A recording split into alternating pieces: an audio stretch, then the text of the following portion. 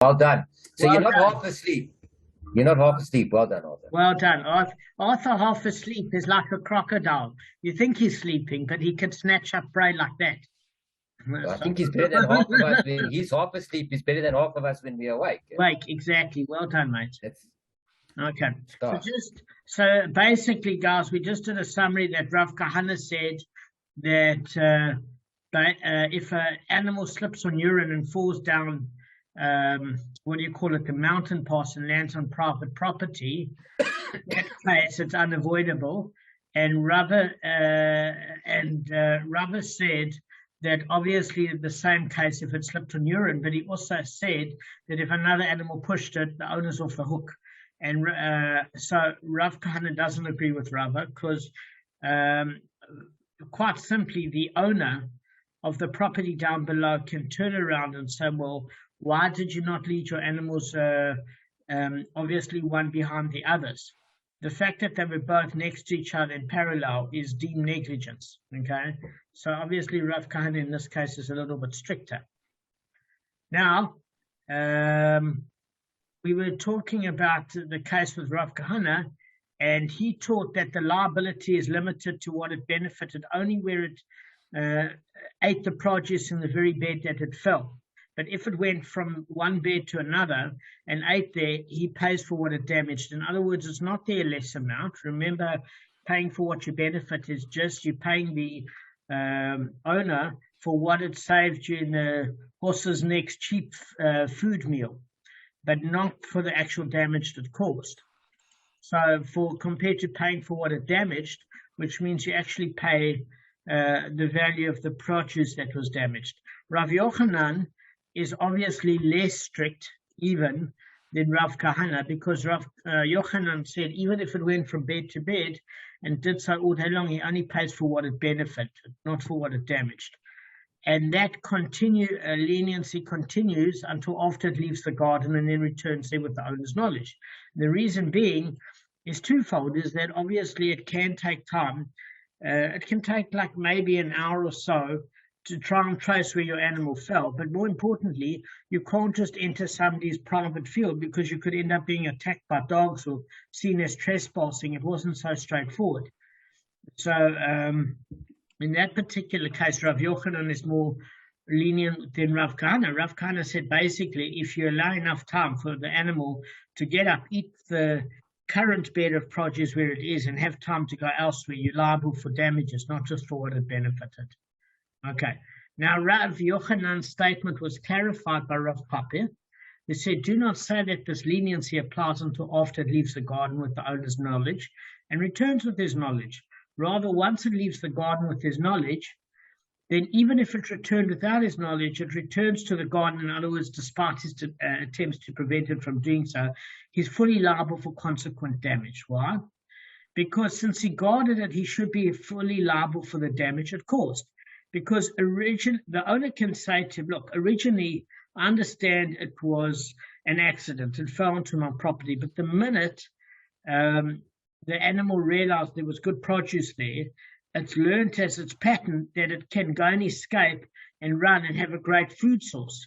So at that point, you become responsible for superior guarding because it's your responsibility to not let an animal into private property. So obviously, Rav Papa says, okay, so even if that leniency applies for Rav Yochanan to the point at which the owner of the animal finds and trespasses that private property, after that point, when he manages to rescue the animal, from that point he's responsible and it's negligence because it's no longer accidental. So obviously, having presented that, it discusses, that's the point at which we got to. It says that having presented the law when the animal fell accidentally into the garden, the Mishnah proceeds to discuss the case where it entered the garden in a conventional manner. We did discuss this the other day. It went down to the garden in its usual manner and did damage. The owner pays for what it damaged. In this case, the owner is fully liable because he should have prevented it from entering the garden. Now, there's an inquiry from Rav Yirmiyah, who said if the animal went down to the garden in its usual manner and caused the damage there with its birth waters, what is the law? And if you remember, guys, it's a case where it started in a situation which began in negligence and it ended with an unavoidable mishap. Why negligence? Is because that verse in Exodus chapter 22, verse 4, basically states that if you allow your animals to either you actively send your animal forth, which is obviously negligence, but even if you don't watch your animal and it goes into private property, you're liable. So we're saying here exactly what Kevin said the other day, that it's not a case of Shane where it ate in that produce bed, but in fact it's like Regel. It actually damaged it by standing on it, or alternatively by its birth waters. What do we mean? Is that the animal was heavily pregnant. It didn't eat from anything, but it gave birth there. And obviously, nobody wants to have turnips that have cow fetus on it, unless you're making a vegetable soup, in which case you're getting the meat for free. But apart from that, it's not really recommended. So we say, look, it started off with secret sauce. I found your secret sauce. You should taste Arthur's cooking, by the way. So, so what it's saying here is it started off with negligence because you should look after your animal, but it was an accident. The animal gave birth. So are you liable in that sort of case? So then most rabbinic opinions say that if it starts off in negligence and it ends off accidental, you are liable, because if you were negligent in the first place, there wouldn't have been a cause for an unavoidable mishap like the animal giving birth. So therefore you're liable. There is an opinion that says even if it starts in negligence, but there's an unavoidable mishap, you're not liable because they're not directly linked. So if you remember how that case ended, it ended off unresolved. Okay, and we at this point now, let the question stand unresolved. So having taught that the animal's owner must pay full damages if he was negligent by majority of opinion, the Mishnah asks how the damages are assessed. Okay, in other words, how does the owner pay for what it damaged? So the Mishnah now proceeds to state that in the appraising of the damage, and that's not when it pays for what it benefited, because there you just say, look, what is horse fodder worth for the animal's next meal? And that's very, very low. We're saying actually if there are damages and it's proved that you're negligent, not when it fell off a cliff, how much do you pay? So accordingly, if you remember in the Mishnah, and I think I just want to see if I can share my screen, is, guys, do you remember it before I open it up? Guys, the Mishnah. Yeah. Just give that question again. I just lost track. I know the answer. Just give me the question again. Okay, so if you have a look here at the screen, I wanted Gavin to read because I know you remembered. Yeah, do you remember this part? If it fell in the garden and benefit from the produce there, but it went into the garden in its usual manner and damaged it, the owner pays for what it damaged. Okay, so I want you to read from the Mishnah cites a dispute. Okay, so how does the owner pay for what is damaged? We appraise how much a Messiah in that field was worth before it was damaged and how much it was worth now. The animal's owner must pay the difference. Rabbi Shimon says if it ate ripe produce, he pays the value of ripe produce. Thus, if the volume of the consumed produce was a sayer, he pays for a sayer. If 2 sayers, he pays for 2 sayers. Okay, so there's actually 4 opinions that we're going to go through, but Rav Shimon is the most stringent. If you even study Sanhedrin, in terms of the death penalties and other things, Rabbi Shimon is very stringent. So he doesn't hold that you look at it in context of greater fields necessarily. It is saying that basically if the produce was ripe, you pay for what it's valued at being harvested, at what it would sell in the market, and not at what the value is in terms of the greater field context. But we're going to discuss 3 different opinions to see what the general rabbinic opinion is, okay? So, yeah, Gav, I remember you remembered that. Now... No. I read this today. That's how I know it. Oh, okay. Well done, by the way. Okay. Yeah, thank you. So, what it's a base se'ah. If you look at this, where do we get this from scripturally in Chumash, right? So where the words derived, Rav Masna said, for the verse states, and it consumes in the field of another. Okay, so how do we know this? In Shemot chapter 22, verse 4, thank goodness I remembered it, sure. If a man will lead an animal to a field or a vineyard, and he sends forth his animal, and it consumes in the field of another, the choicest of his field and the choicest of his vineyard he shall pay. Okay, let me just try and see if I'm able to bring the screen up and share it as much as possible. Sorry, guys, since I've replaced my laptop, I don't have the same tools that I did. Apologies. Sorry, guys. Okay, I just want to see if I can show you notes here. Just give me a sec. Okay. Arf, do you want to read this? If a man, Exodus chapter 22, verse 4, note 3. Arf, you're mute.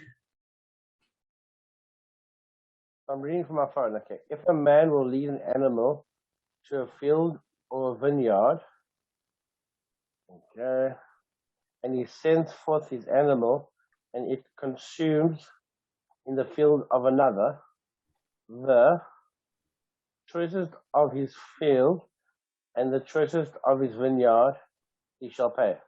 Yeah. So what you're going to see from that is that there's a lot of repetition. Okay. And the repetition is our principle of a Gazei Rishava. Okay, so what Rav Masna is basically saying is, look, if we, when it says, and it consumes in the field of another, what it's basically teaching us is that it's evaluated in the context of another field. In other words, a larger field. It's not about how much it would get if that small amount was harvested. Why do you think that is?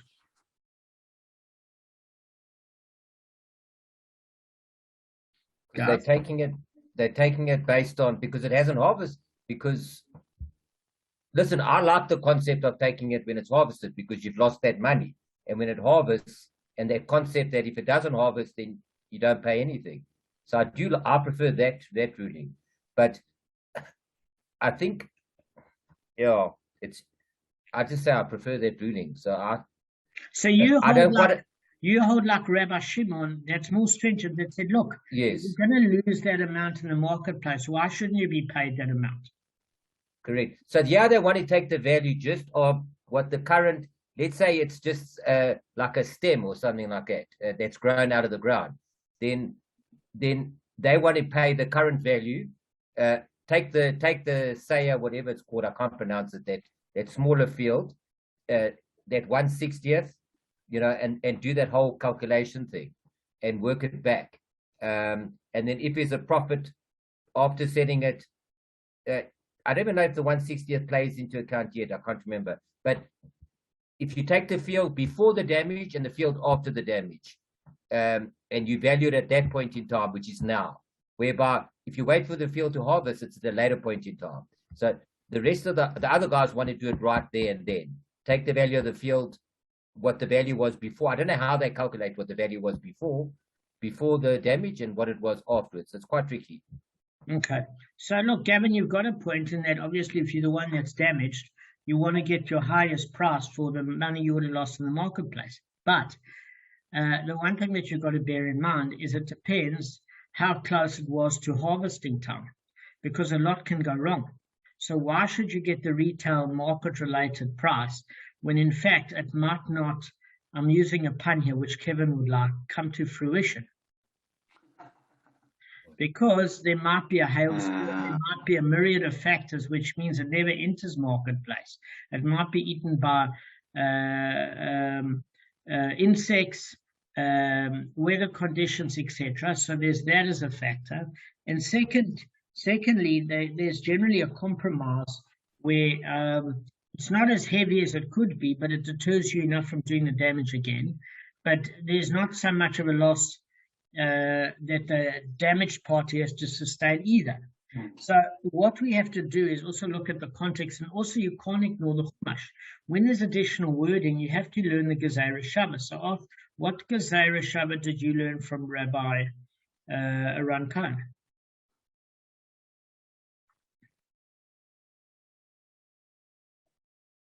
What? Okay. On mute. Okay. What? I asked you a question. Sorry, I was tapping on the bed. Somebody else was on the bed. On a run Cohen, you know what? Yeah, you weren't listening, I know. I bust you, No, Chuck. I was listening. I was listening all the time except for like 5 seconds. Yeah, that's what everybody says when they ask the question. Yeah, I was listening for everything except that last minute or two. After you've gone off camera, don't be shy. All right, listen, it's fine. So listen, this is what we've learned, basically. There's the Chumash has got additional words to teach us a concept. So this is what Rav Masna said. It says, for the verse states, and it consumes in the field of another, which teaches that we evaluate the damage in the context of another larger field. So what does this mean? The Torah could have written the word uvier basadeh, and it consumes in a field. It added the word ached, another field. Why? To teach that the devastated area is appraised not by itself, but part of another field. Because if you say it consumed in a field, it's not saying in context or relation to what. That other field was determined by the sages to have the size of a base eye. So you've got to see the context, not in terms of just that damaged area, but how it overall affects the value of the field. Okay, so then there's an objection, exactly like Gavin says. It says this verse, and it consumes in the field of another, is indeed needed to exclude one from liability for shame and reg or damages that were done in the public domain. So what did we learn before? In the Daf, it was in the first book. It says, when it says in the field of another, it's excluding the public domain, because if we say in the field of another, it doesn't mean in the field available to us all, and we part of the public domain. So it means only in private property. So surely it's come to teach that. So we learned it came to teach that. So how could it teach as far as looking at the contextual payment of the damage in the field of another, when that phrase has already been used to teach that it's to exclude liability in the public domain? Okay, so the Gemara says, look, if so that the verse serves only to exclude the public domain, the merciful one should have written in his Torah, and it consumes in the field of his fellow. Or, in other words, if you say it consumes in the field of its fellow, it obviously means that it's not included in the public domain. So why does it use, firstly, in the field of another, and also it uses the term or, and it consumes in the field of another? In other words, what does the Torah teach by saying, and it consumes in the field of another? Because you could say it consumes the field of another. In other words, often the word in is an issue. I don't know if you understand what I'm saying. In other words, I could say to you, it consumes the field of another. It's perfectly understandable compared to saying in the field of another. So the very fact that we use the word not his fellow and the word in is implying that that preposition of a bet is basically coming to teach us something else. And what is that coming to teach us? That in the field, it must be looked at a greater context within the surrounding field. Does that make sense? In order to determine payment. So that's what the Gezerah Shabbat is. It's got additional wording. But then you can say that the entire verse comes to teach maybe only this lesson, and that damages are appraised in relation to another field. So then we have to go back to the question, how do we know that the Torah intends to exclude the public domain? And the Gemara answers, if so, then you can teach how damages are evaluated. The merciful one should have written it together with the part of the verse about payment as follows. You could have said, the choicest of his field and the choicest of his vineyard he shall pay in the field of another. Why does the merciful one write it together with the phrase, and it consumes? Learn from here both teachings, that we may derive not only that damages are praised in relation to another field, but also that there's no liability for shame and regul in the public domain. So, in other words, there were two features here. The one is a payment in the field of another, and the one it consumes in the field of another, which teaches you that if it consumes in the public domain, there's no liability. And the payment due is seen in the context of a private field as well as in context to a larger field. So that's why it has the word consuming about the actual activity, and the other one with regards to the payment. Does that make sense, guys? Yeah. All right. So the Gemara is now going to discuss how we evaluate the base se'ah in and of itself. And there's three approaches. The first one is Rav Yosef bar Chanina, who said, and this was, if you have a look, all right, let's just discuss what a base se'ah is in terms of size. That's 50 amot by 50 amot. That's according to the Rambam, okay, in Kedushin 60b and Arakin 25a. And that's the standard field where seeds are sown, okay? So we have the first opinion of Rav Yosef bar Chanina, who said, we evaluate the base se'ah in relation to 60 base se'ah. In other words, according to Rav Yosef bar Chanina, there's two calculations that you have to make. The first one is that you have to arrive at the value of a base se'ah. And how do we do that? We calculate a 60th of a base of 60 base se'ah. I don't know if you understand what I'm saying. So Kevin, you've got, we have to take 60 base se'ahs, and we only take a 60th. Now, why do you think we do that? Because it's not the size. You've got to get as accurate, the size, to work out as accurate as possible, the value of the damage according to the size area that was damaged or consumed by the animal. Correct. So that is one reason. But the reason why we say, look, you take 60 base se'ah, and then what you do is you divide it by 60. You say, well, why not just work it out at the actual amount of damage? What's this calculation of making it 60 times? You take 60 base se'ahs, and then you divide it by 60. Does anybody have a reason? Yeah. So it's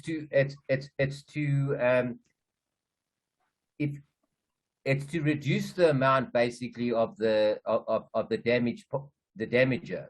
In a way, he gets advantage, because if it's 1/60th of the entire land or the entire that entire area, it's not going to make such a massive impact. If you're going to buy that little se'ah, that property, that little portion, that 50 by 50, whatever size you say it is, it's not going to have such a significant impact as if you had to pay the damages directly. But then why divide it by 60? Because Hashem said we must. That's a good answer. Arthur answered that once. He learned from the master. Yeah. So I just... Yeah. Is it because if that once, if you take it of the base se'ah, which is basically 25 meters by 25 meters, it's going to be 1/60th of that is, as Gavin said, insignificant and maybe not reasonable. Okay, no. So I think we guys are missing something here, and we're also missing Arthur. He disappeared. Let's wait a second for Arthur. I think he's phoning Rabbi Ron Cohen just to get the answer for us.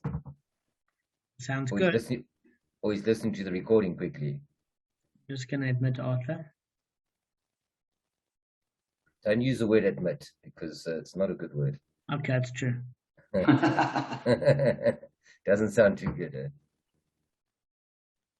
Okay, sorry, Zoom crashed for a second. Problem. In other words, guys, why didn't it ask? The Mishnah could have said, doesn't have to mention it. There's some background noise. And music, Arthur. Okay. So look, guys, the Mishnah could have asked a different question. Why does it mention a base at all? Maybe it could have just stated that it's appraised as a deduction from the price of the field measuring 60 base hour. Okay, because the reason being is that we want to get a balance, okay? Why we want to get a balance is as follows, is that if you take an area that's too large, this devastated area wouldn't be noticeable in such a large field at all. In other words, it wouldn't have any effect on its price, and the damager wouldn't pay anything. But in relation to a single base here, the damage would be too significant. Does that make sense? So we have to get the sweet spot.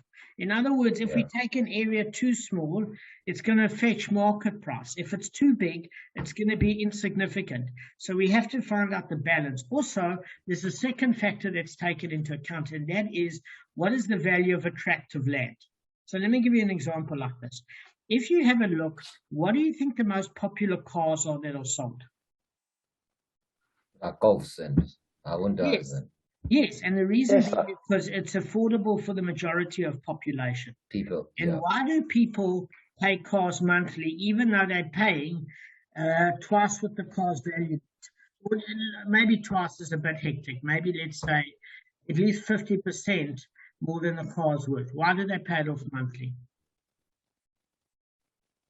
I don't know why they do it. It's stupid. They do it because they want it now. They want it now. They don't do it because totally of stupidity. I mean, they do it. I had a friend of mine that went to Israel, and he worked out that it was better to buy a newer car simply because he could get financing on, because most people don't have cash flow. People make stupid decisions because they don't have the money. That's ostensibly, I mean, if you look at debt in South Africa, all these cash loan businesses, poor people borrowed money to put food on the table and got themselves more into debt. They're financially uneducated but desperate. So what do? So what you're saying is the base here on its own, Kevin, this is the problem, is worth too much money because it's a very small parcel of land that was very popular for poor people. Okay, because if you're looking at 25 square meters, okay, it's what's affordable by the majority of the poor people. So it fetched a far higher market price than the value at what that land was worth. Because it's all the demand. Because of the demand. The higher the demand is, the more out of proportion it is. You have a look at the value of property in Glen Hazel. It's out of proportion to what the actual value is. But because everybody in the Jewish community lives in its near amenities, the price of Sydenham is probably the more accurate value of Glen Hazel. But because Jewish people have pushed up the price of properties, you know, there was a Rov in England that turned around many years ago and set the market price for property near Golders Green at a certain time. I think it was in the 80s or whatever, where it wasn't allowed to be sold to another Jew at a ridiculous price. Because so that Jews could always afford to have community services there, especially in Galus, you know, where there weren't kosher facilities. So the poor people, if you work it out on the base and the damage just based on that, you're paying a huge amount. When you times that by 60, it's no longer considered a base because now only wealthier people could afford to buy there. So therefore, it didn't reach ridiculous prices.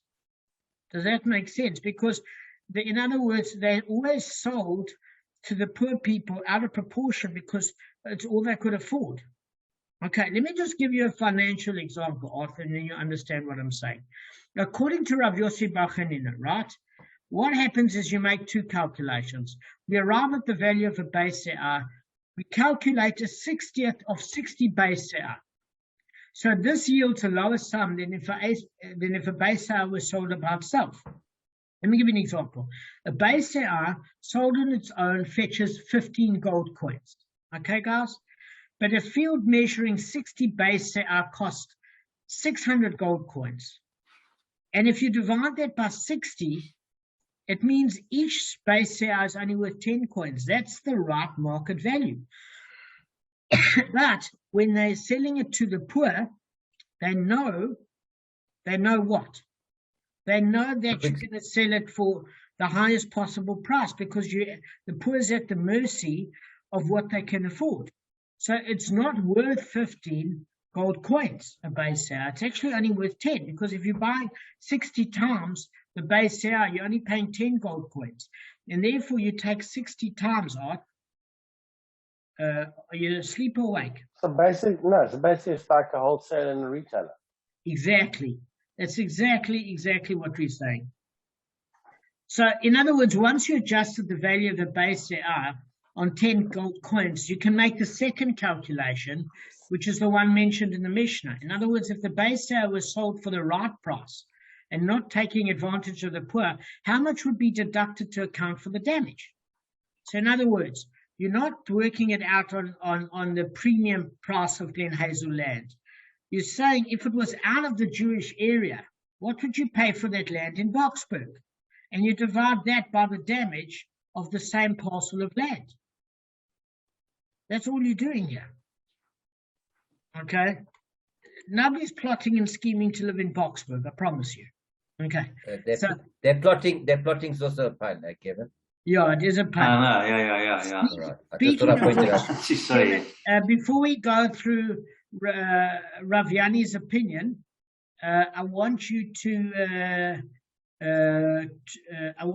teach us. I just want to go through one thing quickly, and then we're done. Okay. So Rav Yanni says we evaluate a base Tarkov, which is half a base se'ah, in relation to 60 base Tarkov, which is 30 base se'ah.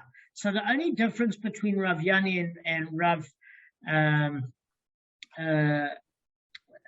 Yossi Bar Chanina is that he says, listen, you divide, how do I put this in, is that he agrees that we make two calculations, but he says that a field measuring 60 base se'ah shouldn't be used as the criterion, because he said that a field like that is too large for the buyer of average means, and it's too small for a wealthy purchaser.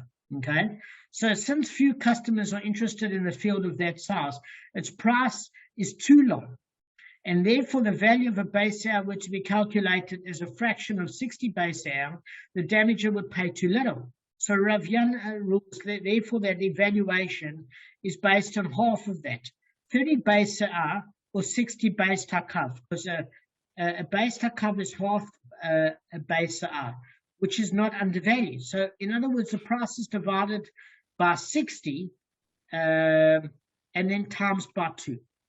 Okay, so in other words, let me just give you an example. A field measuring 30 base se'ah or 60 base takav costs 360 gold coins. Okay, so that's more than the price of 60 base se'ah. Why? Because I said 60 base se'ah was 600 coins, which is 300 gold coins. What Rav Yanai is saying that it's actually 360 gold coins. So what happens is, because it's half the parcel of land, it's not 300, it's 360. So one bar base takav is worth 6 coins, okay? Because you take 360 gold coins and you divide it by 60, okay?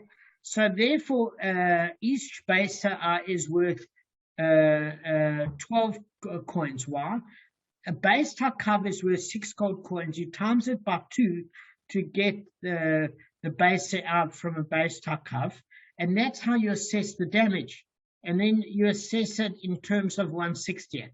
So all he's saying is that it's too cheap if you go according to a base se'ah. You have to go according to a base takav, because it gives the sweet spot. All right, Kevin, teach us. Okay, so continuing the theme, let's find it. Okay, so davening and well, putting on tefillin. Okay, continuing the theme. Another question about tefillin. Putting on tefillin during Pesukei de Zimra. Okay. Okay, so if you arrive at shul late, which is this question referring to, or you decide to put it on when other people don't, they have it on before, So it says here, in principle, one should put tefillin on before beginning prayers, before brachas, before everything. The first thing you do is put on the talis, then you put tefillin on, or tefillin if you're not married. But so it says here, what should somebody do if he did not have a talit and tefillin before starting to pray? And they arrived during Pesukei de Zimra. Okay, so he arrived late. He arrived while the Kehillah was in Pesukei de Zimra. Should he put them on in the middle of the prayers? And according to Shulchan Aruch, one should not recite the blessing for tzitzit between the start of Pesukei de Zimra and Yishtabach. Rather, he should recite the blessing between Yishtabach and Yotzer Or. Okay. This implies that one should never recite the blessings for Talit and Tefillin during any part of Pesukei de Zimra. And this is what many rabbis understood, according to the Chaye Adam. Kitzur Shulchan Aruch and Aruch Harav. But this is quite remarkable, for the laws of interruptions in Pesukei de Zimra are more lenient than those of during the Shema. And in the case of the Shema, the Shulchan Aruch rules that one is allowed to put on tefillin between one chapter and another. To explain the Mishnah Brura, okay, let's just see.